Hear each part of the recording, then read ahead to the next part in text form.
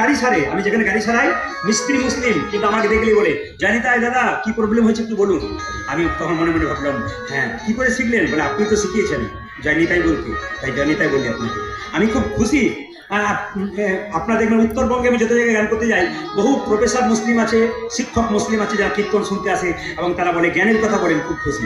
কয়েকদিন একটা মুসলিম দোকানে গিয়েছিলাম ওষুধ আনতে, ওষুধ আপনি প্রদীপ পারেন না, বলে আপনার তো প্রতিদিন আমরা শুনি, বাড়িতে সবাই শুনে আমাদের, তো কিছু বুঝতে পারেন আমরা সব বুঝতে পারি, বুঝবো না মানে।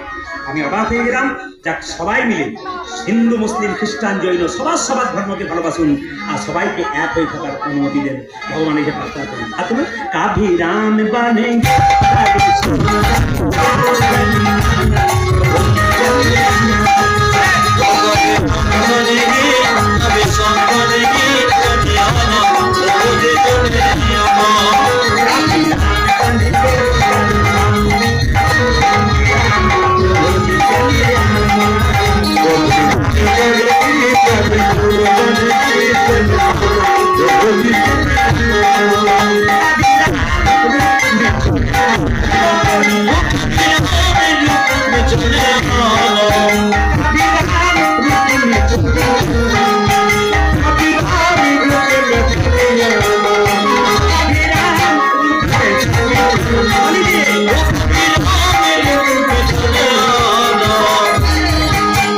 साथ लेके